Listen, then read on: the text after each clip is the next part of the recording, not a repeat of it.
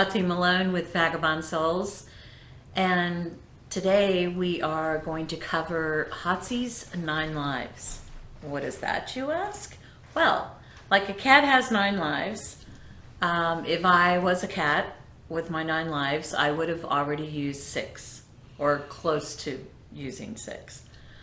When I was a little baby, I was severely burned and ended up in the hospital for some time. My brother accidentally shot me in the neck with a .22 pistol.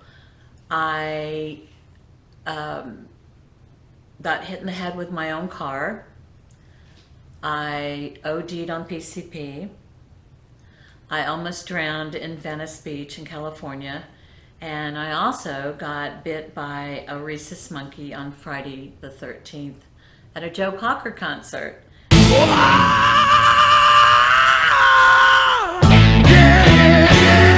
And that's what I'm covering tonight. So, Friday the 13th, Joe Cocker concert at the Uptown Theater. I was a production manager for Chris Fritz and Contemporary Productions. I was getting ready to hand out backstage passes to the band's crew and band members and such, and one of the crew guys for Joe Cocker came up to me and asked for an extra pass for a guy who had a rhesus monkey. And he had met him outside the theater and he wanted to, bring him in for the show. And I said, well, I don't think it's a really good idea to have a monkey running around in here. Somebody's got to be responsible for it. And so the guy started copping an attitude with me saying, this guy was cooler than some people, blah, blah, blah. So anyway, just to, get him to not be such a douchebag, I went ahead and gave him the pass. So fast forward to opening act plays, everything's great. It's now the set change, and they're getting ready for Joe's set. And I go up to the green room, which was in this theater. It would have been like a private balcony area, back in its heyday, where the wealthy people would have sat and looked out down at the stage. But it was the green room at this particular venue. And this guy was sitting on the couch, and there was the monkey. And the monkey's name was Brisbow. So the monkey's sitting there, and he's eating a little piece of pear. And I have a thing for monkeys. I always, when I was a little girl, I wanted to train chimpanzees in the circus. But I've always had a love for monkeys. So I see this monkey, and it's super cute, and he's eating a little piece of fruit. And so I bend down, I'm like, hey, Brisbow. And so the monkey's eating, and he looks at me, and he throws the fruit down and comes charging across the room and attaches himself to my left leg. And I'm like, oh my God, I'm shaking my leg going, somebody get the monkey off. And everybody's just astounded. And meanwhile, this monkey is devouring my leg.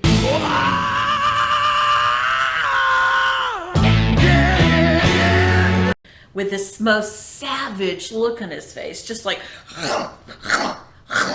and so finally they get him off my leg, and I go running out to a dressing room, and I can tell you exactly what I had on. I even remember. But anyway, I pulled my tights down, and I look at my leg, and it's bleeding, and it's already bruised, and there's just bite marks all over my leg.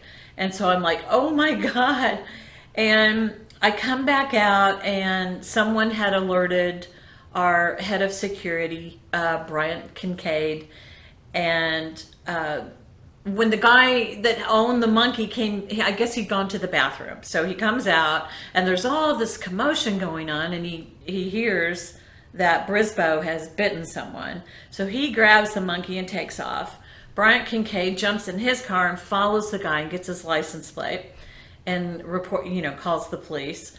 Meanwhile, somebody's got me and they're taking me to St. Luke's Hospital, which was the closest hospital to the venue.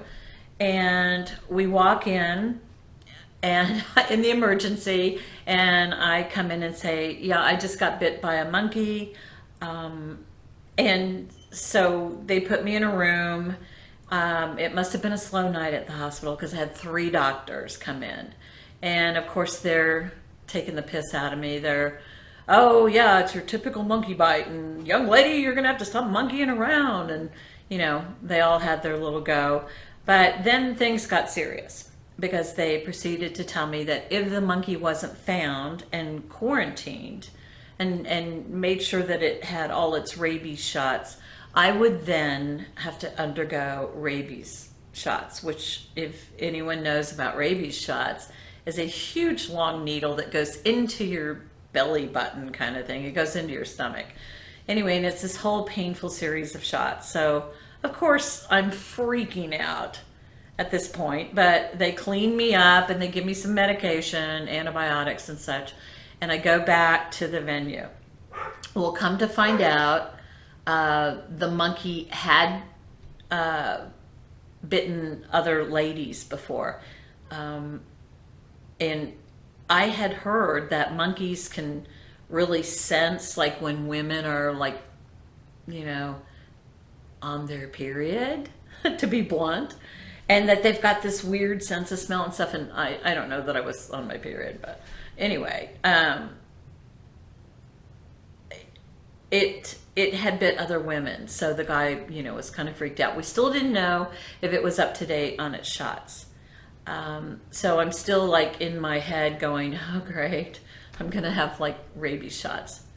So the next day, our ticketing agent calls me and says, hey, I know you're freaked out. A friend of mine owns a club in Lawrence, Kansas, right off the campus of University of Kansas, and you need to go up there and just hang out for the night. So my friend Lynn and I drive up. It's like a 45-minute drive from Kansas City.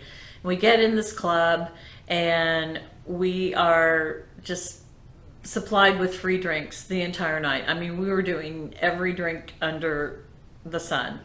And we met these 2 college guys, and we were going to follow them back to their apartment or their dorm room. I can't remember. So we're driving. I'm driving, and remember, I am like 3 sheets to the wind. So I'm driving on campus and go to a stop sign, and my friend Lynn goes, there's a cop over there. And I'm like, yep, I see it. And I'm thinking, no, I got this. So the guy in front of us, these guys we were following, starts to go straighter. In my head, he was starting to go straight, and then he turned. So I kind of got all confused and started to go straight, and then I turned, but instead of turning onto the road, I turned onto the sidewalk. So I'm driving down the sidewalk, and so busted, obviously. And they are saying from their patrol car, please get out of the car. So I get out of the car, and I've got these thigh-high boots on, which I barely could walk in them in a normal state, let alone severely drunk. And I get out of the car, and I go sort of across the street, clumbering along with these crazy ass boots, and they come running after me, and they want me to do the whole field sobriety test stuff. I don't think I got past D or E on the alphabet, and I certainly couldn't walk a straight line. I'm blaming the boots, but it probably wasn't the boots. So handcuffed, put in the car, and they tell my friend Lynn she's going to have to figure out how to get home. She's like, wait a minute, I live 45 minutes away. So they let her come with us. Meanwhile, she calls the club, the owner, and tells him what's going on. And so she's handling that end of things. I get in, I get fingerprinted, I'm bawling my eyes out. And I keep thinking, I gotta stall them before they do some kind of test. So I told him I needed a cigarette. And they're like, there's no smoking here. I'm like, no, you don't understand. I really need a cigarette and I have to go to the bathroom. So my plan was to go to the bathroom and try to smoke a cigarette and calm down. I hadn't been in a jail before, so I didn't know there weren't doors on the stalls, and they brought somebody in. Well, needless to say, they wouldn't let me have a cigarette. I think I even pleaded with them and told them that I needed one because I had asthma. I mean, this is how far gone I was. So the next thing I know, that the club has sent a bouncer to bail me out, and they tell my friend Lynn, who, remember, was also drinking with me the whole time, that she has to drive home. So somehow we managed to get home without killing us both or someone else. It was, I don't recommend this, and I'm not saying this to be funny, but this is just the story. So, okay, so now there's the drunk driving on top of the monkey bite and potential rabies shots. So the same ticketing guy, you think I would have learned from the first time, tells me he knows a lawyer in Lawrence, Kansas, and he deals with DUIs and he can help me. So I go back up there, I meet with a guy, I tell him, what happened, and he says, okay, our case is you were on medication because of the monkey bite, and mixed with a couple drinks, it just didn't, mix well, and you kind of went wacky. So that's our plan. That's our story. So comes finally the day for the court hearing, and I get there bright and early because that's what I do. And I'm sitting there and no lawyer. And so they call my name, and I'm like, I'm waiting on my lawyer to show. So they knock me back on the docket. I'm sitting there, no lawyer. I go out in the hallway, and I finally see this guy walking down the hallway, and he comes up to me and he says, do you have all the paperwork? And I'm like, what are you talking? You're supposed to have all this stuff. And so he takes me in, he goes, okay, remember our story. So we get called up, and he spills the story, and the judge looks at him after pausing for a bit and says, Mr. whatever the guy's name was, had you been here when we had a special toxology presentation, you would understand and know that the toxology report only measures blood alcohol. And your client was well over the limit. So I'm screwed at this point. And I'm crying, and I'm like bawling to the judge, I have to have a car to drive, I'm gonna lose my job. So the judge, being very compassionate, said, if you can go and get a Kansas driver's license, I had a Missouri driver's license. He said, if you can go and study for the Kansas license and pass, bring it back to me, I will put a restriction on it. So that's what I did. I went to a Denny's, I looked over the manual and read it and memorized it and went and did the test, passed, went back, got a restriction. So there's the story. Friday the 13th, Joe Cocker bit by a rhesus monkey named Brisboe.